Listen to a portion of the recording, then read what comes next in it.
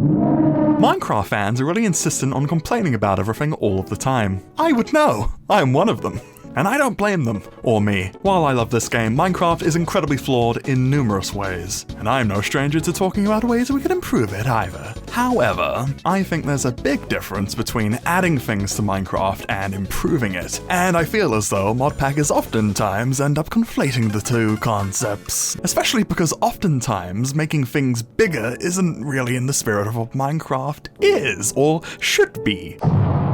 For example, do you think adding create to Minecraft would make it better? I mean, you could argue so, in certain regards. I don't think create's a bad mod at all, I think it's really good. But I don't think it's good that it supplies you with the means to erase entire chunks off the map with drills. Say goodbye to the mining part of Minecraft, it's Drillcraft now! You know how people complain that the trial chambers and the warden and so on and so forth aren't tied directly into game progression? Do you think anyone would be more forgiving of it if the Aether did it too? Oh wait, the Aether does do it, but everyone loves it because it's modded Minecraft. And because it's modded, it goes by different standards. Fortunately, mods do exist that objectively improve Minecraft. Not many, but they do exist. And not only that, but there are even mods that subjectively improve Minecraft too. Ooh, I know.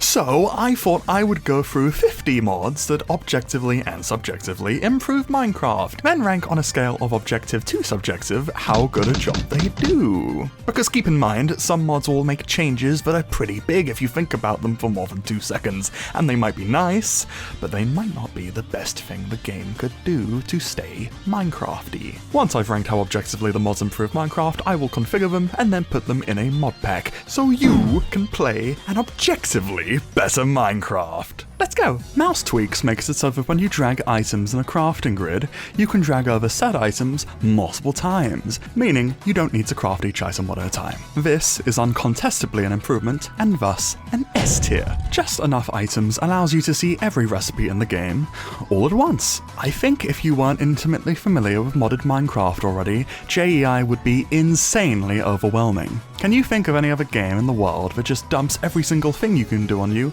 all at once? It's kind of insane. Minecraft actually already has a system in place that allows you to see all of the recipes, just one at a time. It's called the recipe book. It sucks. Why? It's poorly implemented. You only get certain recipes under certain conditions, like going into the water to learn how to craft boats. Pretty unintuitive.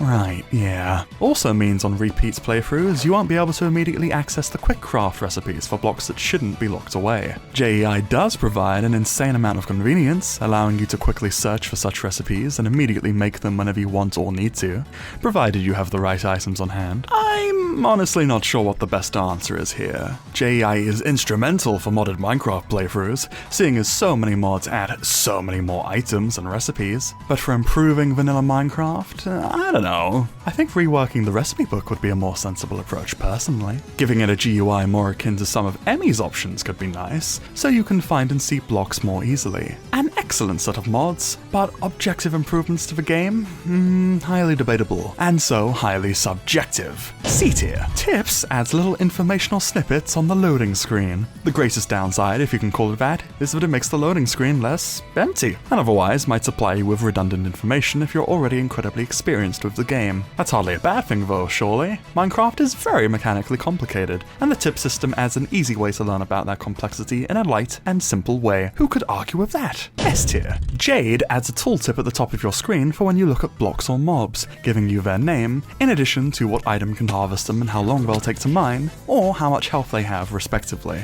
Additionally, when installed server-side, it also shows you what items are in a given chest, how many bees are in a beehive, and so on and so forth for other tile entities. This one is pretty fantastic, provides useful but appropriate info. The negatives include having another HUD element at the top of your screen at pretty much all times. With smaller GUI scales, this isn't really a problem, but on larger ones, it's kind of obnoxious. You can customize it so its background element isn't visible though, making it less intrusive, so that's a plus. You could argue that you shouldn't be able to see inside chests on the fly, especially if you don't own them.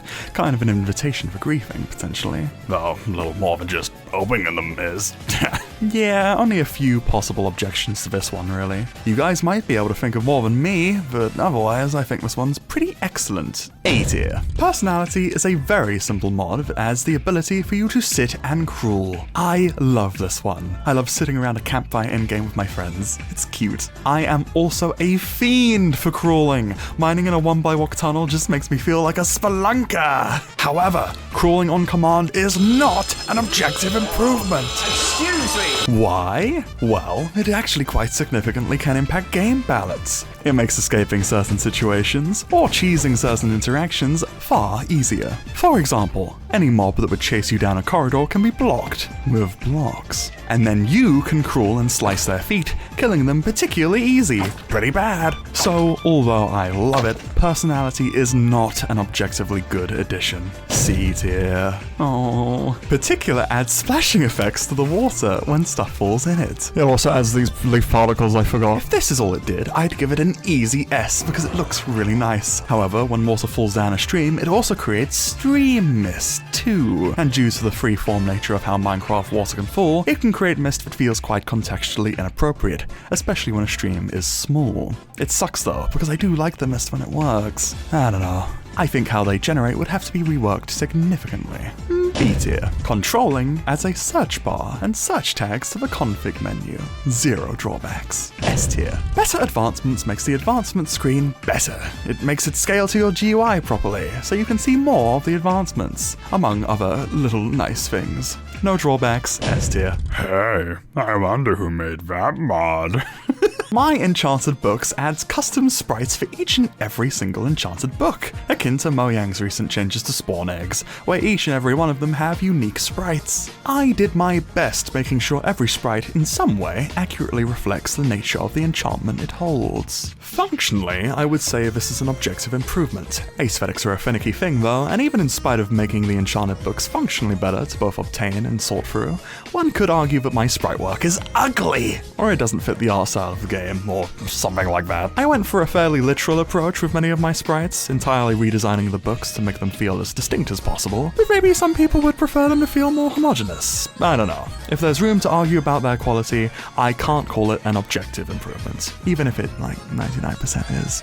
Unbiased A tier. Apple Skin shows you not only how much hunger, but how much saturation and healing any given food item will provide you when you eat it. Saturation is a hidden game mechanic normally, Which is stupid.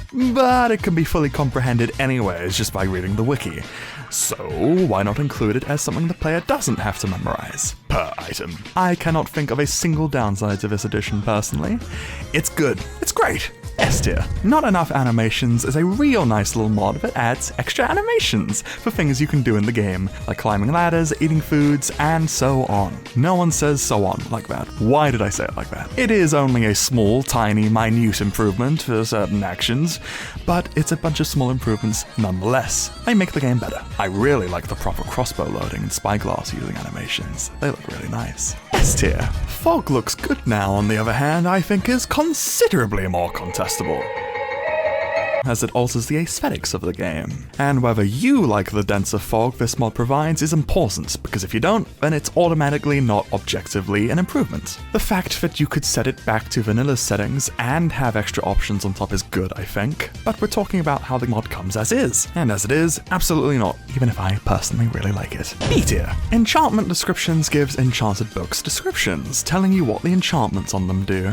Yeah, no reason this shouldn't be a feature already. S tier. Model Gap Fix fixes a vanilla bug. S tier. Distant Horizons is so close to being so peak, but it has so many problems. Despite how popular it is to use in YouTube showcases, Asian half squat. Surprisingly resource heavy on your PC is what I'm saying. And it will crash your game at best if you haven't allocated enough RAM to Minecraft. Or your graphics card just isn't up to snuff. Or your processor isn't good enough. It's also rather buggy. The water can completely disappear sometimes if you turn the mod's LODs off. Distant chunks, if you're trying to conserve your GPU's load, also look pretty bad. The best way to use the mod is to disguise those distant chunks with oceans of fog. Fog looks good now, only looks arguably bad if the fog is too close, obscuring too much of the terrain. This is a non-issue of distant chunks, and actually cleverly disguises them. If it worked fully as intended and came disabled by default, I think I could give it an S, but as is, it's really hokey. Feels like an experimental feature. For that reason, D's here. Whilst not a mod, complementary shaders are a modification to Minecraft that I and many others really enjoy. Call this a ranking of sodium too. Akin to Mojang's own vibrant visuals update, it thoroughly touches up Minecraft visually, giving it an incredibly nice polish akin to more modern games. This one's obviously not an S, especially out of the box. It's beautiful of course, but how exactly it changes Minecraft's visual identity will naturally create debate on if its appropriateness for an addition to the base game is appropriate or not. In this regard, one of its best features is that it's pretty much entirely configurable. So configurable in fact that in my own Resurvival and Iconography mod packs, I've gone to the effort of trying to tweak it so that it's as close to the base game in looks as possible while still acting as a touch-up in numerous ways. It's especially nice to pair with Euphoria Patcher, which expands on the base shader's fog settings in such a way that allows you to actually entirely obscure chunk borders, so you can't see them when loading new chunks unless you really want to go out your way to do so. Which you don't, because they're ugly. This is probably one of the best applications of Distant Horizons as it happens, as you can pair complementary and Euphoria's better fog with it to obscure the ugly low-quality distant chunks, creating the impression and silhouette of Distant Horizons without needing to stare at them in disgust. It's good, but yeah, that's like a combo of mods, and with a lot of custom tweaking no less. On their own, well, given Mojang themselves are adding optional shaders that overhaul the look and feel of the game, I guess this one's actually an S tier now? They're better than vibrant visuals, that's for sure. You can fight me on this in the comments, I'll kill you. A tier. Entity culling makes it so that mobs that aren't in view aren't rendered, reducing lag. No downsides. S tier. Clumps gathers all nearby XP orbs and mushes them together, so individually they can't all lag your machine. Whilst on its face this might sound like an easy S tier, keep in mind that one of the greatest feelings in the game comes from slaying the Ender Dragon and watching all its XP orbs rain all over the arena. You don't get stuff like that with clumps installed.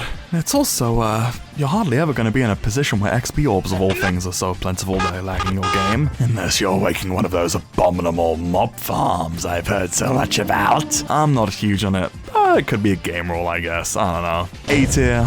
Fast leaf decay speeds up the process of leaf blocks breaking after a tree has been cut down. Who would object to this? No downsides. S tier. Better third person allows you to, in third person mode, move the camera independent of the direction of the player. When you attack, the character will briefly lock onto the direction you're facing, which does mean you could theoretically run away from something, line up an attack in third person while running, and then fire it off without too much hassle. But this is such a niche balancing change that it feels borderline negligible. I'm just covering my bases in case you want to be argumentative, which I suppose is the point of the video. A tier. Corpse makes it so that your items don't drop everywhere when you die. They'll stay in your old body until picked up. How can you be both dead and alive at the same time? I don't know. Oh, sure, Schrödinger. Is that even how you say his name? Schrödinger? Schrödinger? Schrödinger? Whether or not only you can pick the items up from that body, or if someone else can too, is configurable. After the body has been looted, it's allowed to disappear, meaning your items stay safe until you're ready to get them.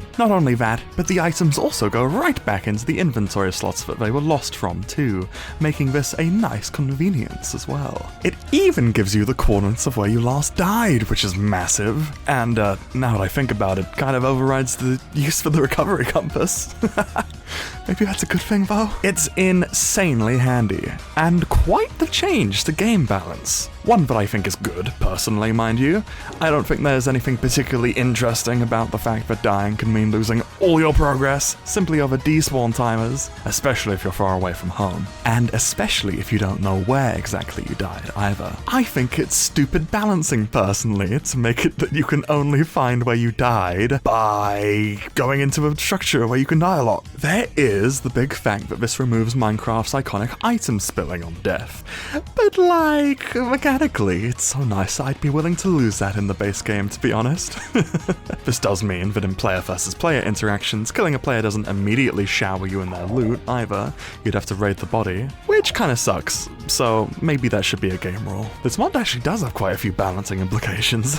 I personally think all the changes it makes are good, but in reality they'd probably have to be bound behind game rules and experimental features screens and so on and so forth, before players could come to a consensus on what they like. Wouldn't this kind of thing be cool to have big votes over instead of, like, 3 pointless mobs? I don't know. Anywho, yeah. C tier. Cosmetic armor gives you 4 extra armor slots to wear whatever you want in them, showing them off instead of your actual armor. You can also disable them showing the armor, so it just acts as extra inventory space too. This of course means it's a balance change, because it adds more inventory slots, which I think is a good thing, personally. Everyone's always complaining about Minecraft's limited inventory, right? The game's hardly balanced around it, given additions like the bundle. And it's nice being able to wear whatever you want without your defensive armor having to take visual precedence. You could have dyed leather armor on instead of plain old diamond if you wanted to. But again, lots of arguments to be made for and against the balancing of having backup armor at any time. The fact that it can also hide your actual power level in multiplayer too?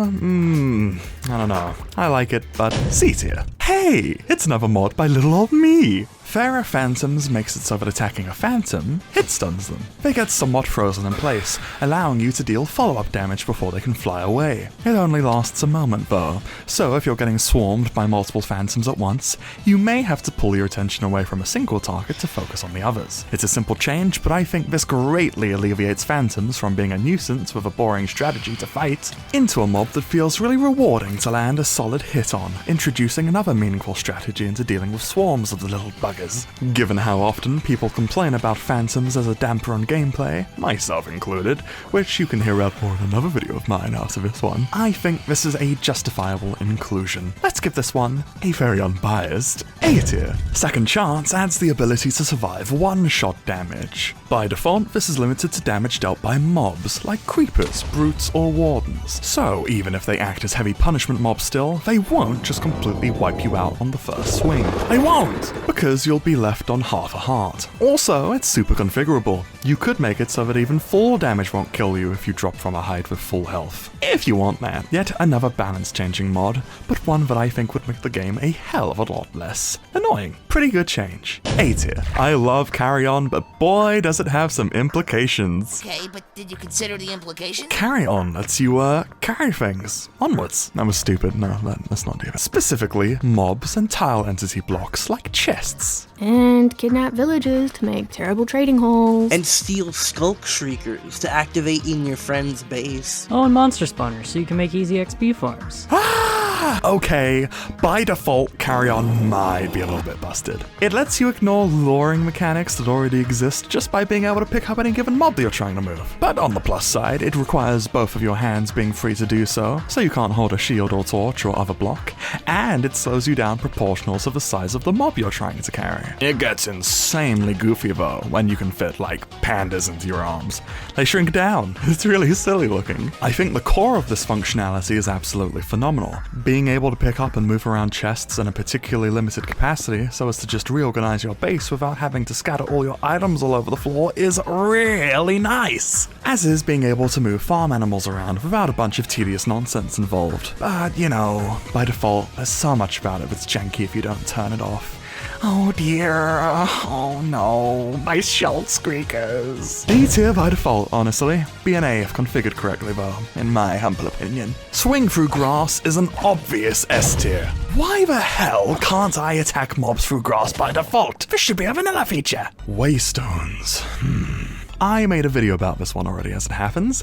It was my last video. You should check it out for my in-depth thoughts. But to cut to the chase, no, absolutely not. I definitely think there's a system in there that could make it work as a vanilla edition, but it would require an insane amount of deliberation and discussion. You lose a surprising amount of gameplay by allowing the player to quickly skip through the world. And also, you kind of can fast travel in vanilla already through the Nether. One block walked in the overworld is... No, that's not right. One block walked in the Nether mod is 8 blocks walked in the overworld, which is why ice highways come to be. I think this kind of has its own problems though. Nonetheless, waystones wouldn't fix them entirely, even bringing in many of their own problems. Not an objective improvement at all. F tier. Double doors makes it so that if you open a door and another door's next to it, they both open at once. Why isn't this in the game already? S tier. Zero's mini and world map mods are both ones I can't live without, and which I recognize completely change how you play the game, and not necessarily in the best of ways for balance reasons. For one thing, these maps quite unfairly allow you to see mobs within the vicinity well ahead of where you are in the world, which is very useful for pre-planning, but which also eliminates the need to think on the fly in many cases, since you'll already know just what's around the corner. Additionally, it also heavily charts out the underground for you without you needing to actually go where said cave areas are. And of course, they render in-game maps almost completely redundant, unless they're treasure maps, or you just want to use them for building. For as much as I love these mods, they have massive, glaring flaws and implications on game balance. They do make the game more fun to me. I have an abysmal sense of navigation, and find them to be exceedingly nice quality of life features for myself specifically. I have a great sense of navigation, and I still like them. Especially being able to mark where I've been and need to go, and share said destinations easily with friends in multiplayer. But you know, it'd have to be discussed at length to give it even a shot of changing Minecraft in a way that's conducive to the existing game balance. Especially in player versus player scenarios, oh my god. D tier. Oh dear. Boy, this one's gonna be divisive. I really like the combat roll. I think being able to boost in short bursts makes moving around a whole lot more engaging, even if it doesn't actually push me that much further. Air dashing, on the other hand, propels you insanely far, but it's balanced out by the fall damage you'll take if you do it too high in the air, meaning you have to plan around the terrain accordingly. Actually making this a base feature the player can use off the bat all the time would definitely be insanely jarring for your average Joe who's never played a game with something as dynamic as a double jump in their life, like most of Minecraft's player base. But I think the concept could be well applied to, like, a trident enchantment or something. I've got a whole couple videos talking about this, which you should check out after this video, if that interests you. So, long and the short of it, no, not objects of improvement, sadly. B tier, even if you'll have to pry it from my cold, dead hands before I'll accept playing the game without it again. Easy Anvils adds a bunch of small tweaks, in addition to a significant change to make anvils a little nicer to use. Items stay close on the anvil if you leave the GUI, and you can repair anvils with iron blocks. Name tags no longer cost levels to change the name of the name tag, and perhaps most notably of all, the too expensive restriction is removed when repairing gear. Once you get a cool tool, you can repair it forever without the need of mending. Given mending exists at all and implicitly implies Mojang want you to be able to keep using the same items forever if you so choose, the fact that you can't do that with the anvil by default is incredibly, stupid. Absolutely nobody enjoys the too expensive limit either. Objectively good changes, to be honest. S tier. Ruined equipment makes it so that instead of your items just outright getting destroyed when hitting 0 durability, they just get ruined if they were named or enchanted, at which point they'll become unusable but salvageable by repairing them with their native repair material in an anvil. I think this mod hits a real sweet spot in adding a feature that could get really annoying. It would suck if your wooden or stone tools stuck around after getting worn out, so making the ruining mechanic, name tag or enchantment dependent, is a really clever workaround. I think the empowerment mechanic is silly though. You shouldn't be rewarded for destroying your gear. That's stupid. I also think the art for ruined items is kind of ugly too. I went through the painstaking effort of making the mod compatible with my Echo's Enhanced Tools and Armor resource pack though, if that interests you. At its best, A tier. Name pane gradually reddens the name tags of both players and named mobs, so you can see how much health they have based on how red their name is. Very, very nifty feature to quickly convey the remaining life of both allies and human enemies alike. It's also entirely configurable, so if you wanted to have such information obscured on a PvP server, you could do that. It's excellent. S tier. Sodium dynamic lights makes it so that items which emit light when placed emit light all the time when they're present in the world, meaning if you're holding a torch item in your hand, that torch will actually emit light into whatever area you take it into, just like in the real world. This even applies to dropping light emitting items into deep dark holes. It's really cool to see the light travel with the item. I see little reason why we shouldn't rank this one well. It even adds more interesting options to gameplay, where you could choose to hold torches in the dark, or stay safer with a shield instead. Really solid stuff. S tier. Speaking of light, Hourglass makes it so that sleeping actually speeds up time instead of just instantaneously skipping the night. Additionally, in multiplayer, time speeds up proportional to the number of players sleeping, meaning you don't need to awkwardly coordinate some or all of the online players to sleep to do anything. Even just one person staying in bed will speed things up, even if slowly, if there are a lot of players online. It's a cooler implementation of a vanilla mechanic. What can I say? S tier. Durability tooltip shows you how much durability your item has left without having to damage your armor first. Not only that, but instead of numbers, you can also have it display as a fancier bar on your tooltip. Cute. A small but objective improvement. S tier. Particle rain overhauls the appearance of rain, giving it a little tilt in the wind, like how real rain would fall. Not only that, but it comes with a variety of other visual additions too, like rain droplets falling down the sides of certain blocks, ripples in the water where the rain falls, mist appearing in cold and humid biomes by sea level,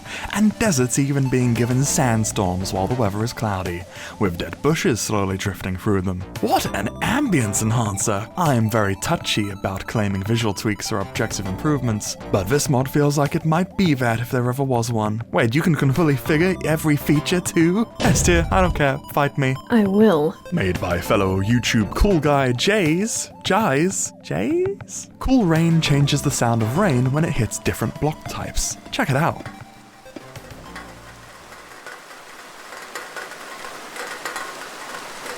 Pretty cool, right? Makes the world more immersive, I think. Only possible downside is that you might not want a distinct sound when the rain hits your ceiling if you're using a different material type from the norm. But if that's the case, you're boring and I hate you.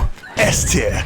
Horseman adds a bunch of little features to make horses a lot less tedious to use. Horses get an extra inventory slot for their leads, which lets you right-click a fence post whilst riding them to leash them to it. Removing the lead from the fence places it neatly back onto the horse's inventory. Infinitely less cumbersome than having to drop it on the ground and keep it in your inventory when not in use. You can also summon an owned horse to your location with a horn by binding a given horn to your horse.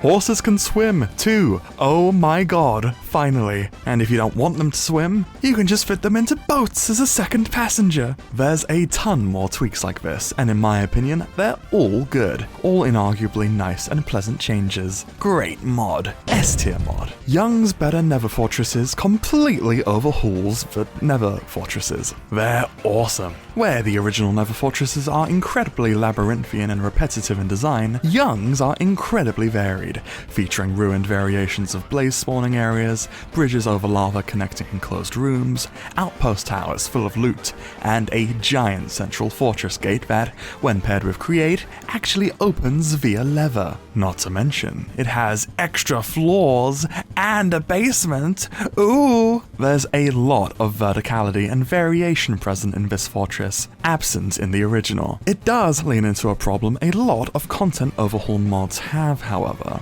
In expanding and overhauling the design of the fortresses to insane degrees, it very much loses the essence of the original. This is Young's Fortresses, after all, not Minecraft's. And that's cool, it has a lot of personality. But to say it's a better version of Minecraft's Nether Fortresses feels like a little bit of a misnomer. It's different. And I think you could say that of many overhaul mods for various structures and parts of the game. A side grade, if you will. Novel to many who are tired of the same old, but not necessarily what everyone would want or need out of a redesign for a given structure. The fact that overhaul mods are optional is something important to remember. Although they're great, this improvement, among all the other structure overhaul mods out there, are entirely subjective improvements. F tier. Phew.